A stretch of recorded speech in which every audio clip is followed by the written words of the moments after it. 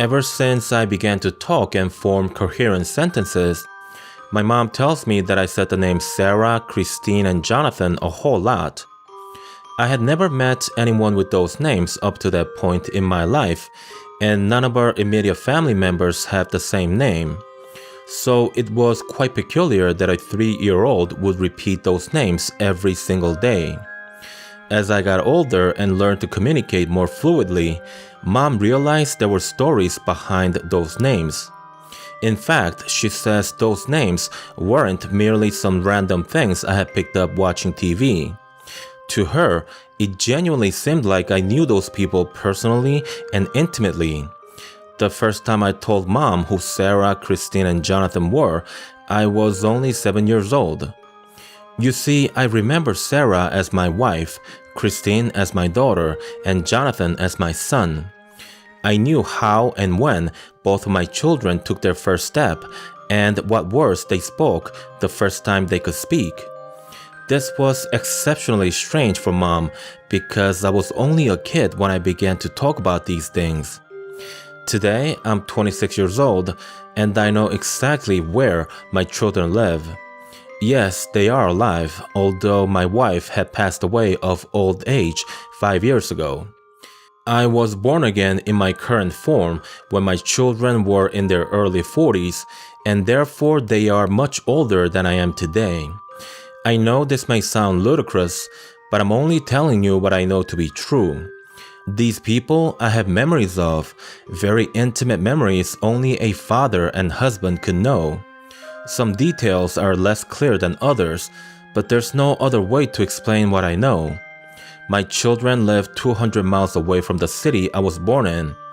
I've never met them, nor are they acquaintances of anyone I know, and yet I know them. I know their name, height, personality, and even their favorite dishes.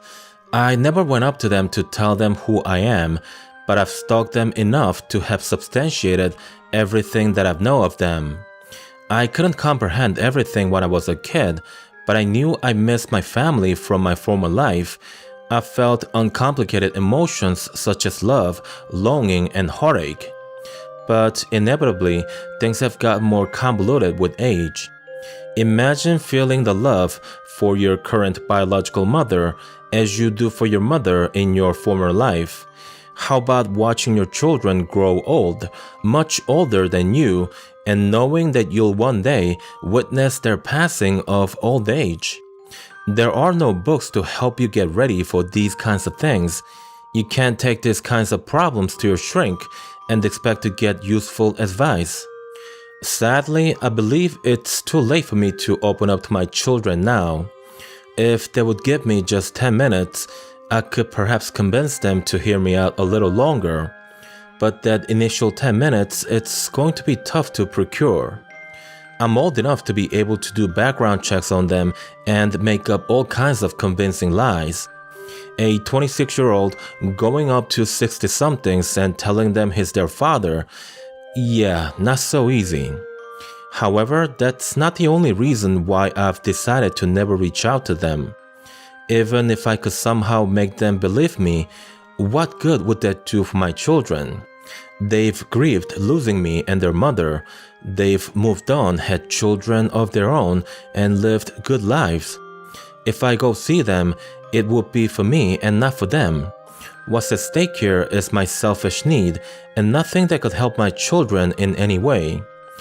I'm learning to cope with this reality, and I accept that some things we have to let go of. I'm going to continue looking into their lives and pray for their well-being every day. But that's as far as I plan to get involved in terms of my relation to them. It makes me sad. I've cried more times than I could count, but I'm also so proud and happy that my children led a good life. Think of this email as my way of healing and coping with the current situation. You are, in a sense, my shrink, and I'm also hoping that I could speak to you over Skype. I think it'd be good for me to speak to someone with an open mind and just discuss away without the concerns of being judged and labeled a nutjob. I hope you'll read my story and find it interesting. Thanks for your time, Dennis. Goodbye.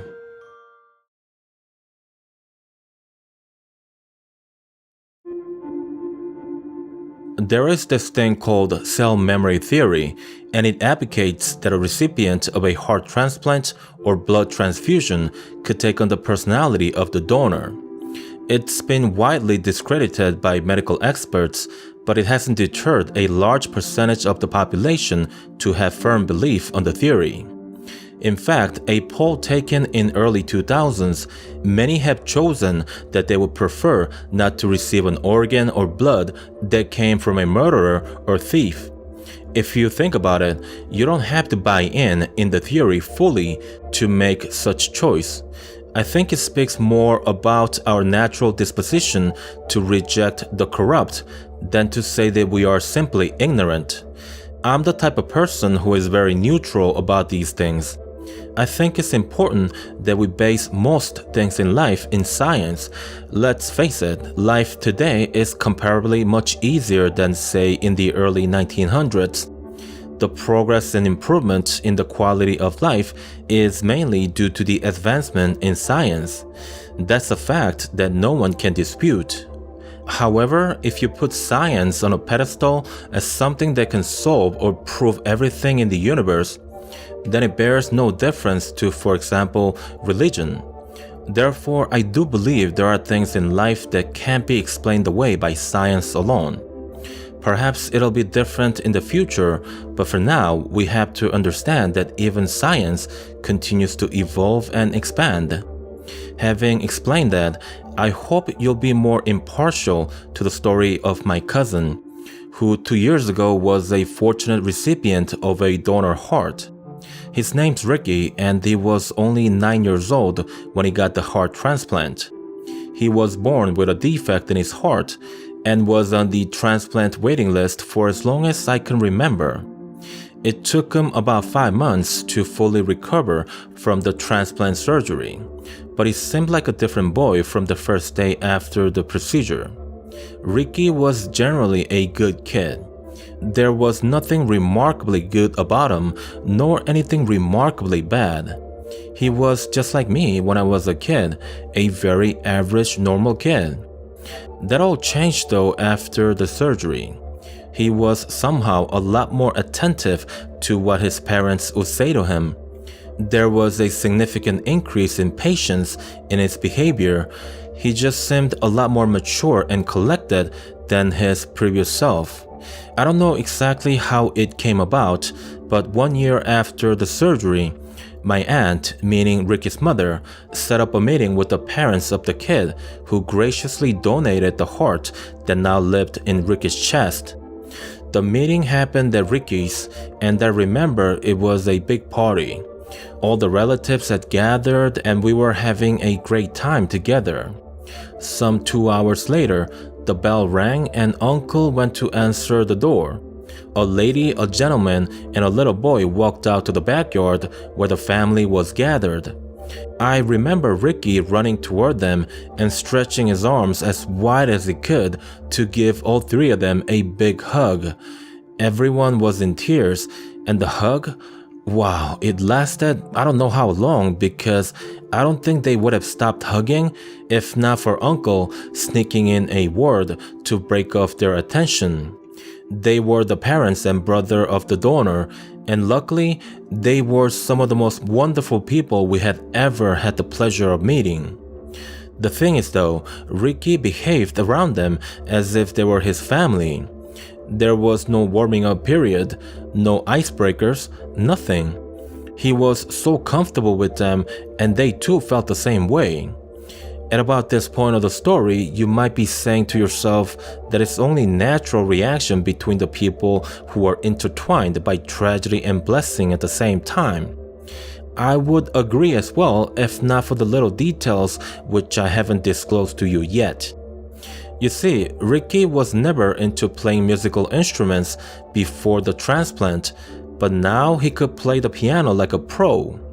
He didn't get any lessons after the surgery, but instead he began playing his mother's piano one day, and he got better at it so fast that it seemed more like a memory returning rather than improving through learning. He was doing great in school, which wasn't the case before the transplant. He also hung out with different group of friends and was so much nicer than he used to be. But by no means I'm saying that Ricky was ever a bad kid. All I'm saying is that the transplant had turned Ricky into Ricky 2.0. He simply was better in everything than before.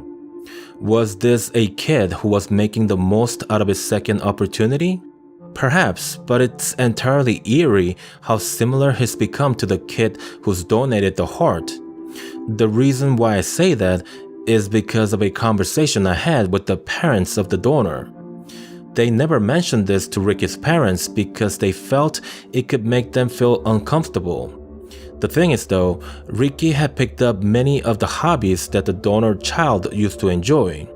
Piano is one, then there's tennis, golf, chess, reading, which Ricky never did, and the personality changed exactly like that of the donor child. Could all this be a coincidence? Of course it could. I fully accept that. But is it likely that this is a coincidence? I think not. Till this day, Ricky continues to live a very productive and remarkable life. He's still extremely close to the parents of the donor and as well as the brother. He was accepted to MIT with full scholarship a few months back, and I truly believe that he's going to do some big things for the world someday. I'm sorry that this isn't the typical spooky story you're used to receiving from your subscribers. It's got a happy ending, or at least a happy progress. But I still felt that it was something worth sharing with you and your viewers. I hope I didn't bore you too much. Keep up the great work, Dennis. And that is the end of this video, ladies and gentlemen. I know it's short, but I want to make the effort to try to upload as often as I can from now on. There have been too many times when this channel went without new contents for too long a periods, and that has to change. Just like you, I work a full-time job, and therefore it's tough to complete the longer videos. Shorter videos will help with that, so let's see how the mix of short and longer videos work out going forward. Also, I got myself 2 new microphones, and I like them both, but I do have a new favorite. The mic which I did this narration with is called Audio-Technica AT-A75R.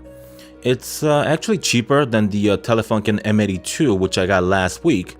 It's also cheaper than another mic that I bought together with the A75R, the Heil PR40.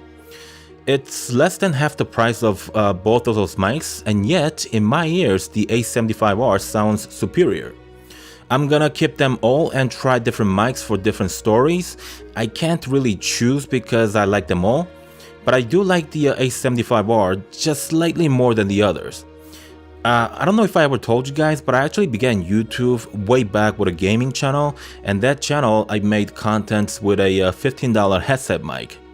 I eventually upgraded the mic to a $60 CAD U37 when the channel reached something like 2,000 subscribers. Then I upgraded to a $20 mic after that when the channel reached 7,000 subscribers. But unfortunately, I basically killed that channel when I couldn't upload contents as often as before. I had 2 more gaming channels after that. One sucked and fizzled at 700 subs, but I had another one that topped something like 24,000 subs until I closed the channel because I wasn't having fun making contents for the channel anymore. It's only after that that I began this channel, and we are at 7,600 subscribers with a collection of 7 different mics. It's been quite a ride. But holy crap, I forgot to thank Ian and Leo for their stories. They were different from the stories I normally receive from my subscribers, and for me personally, they were wonderful reads. I think most of the viewers will agree, but we'll find out in time. Thank you guys again for the stories. You guys keep this channel going, and I could never thank you all enough for that. And that'll do it for me on this video. Hope you guys are having a wonderful weekend. I'll talk to you on the next one. Goodbye.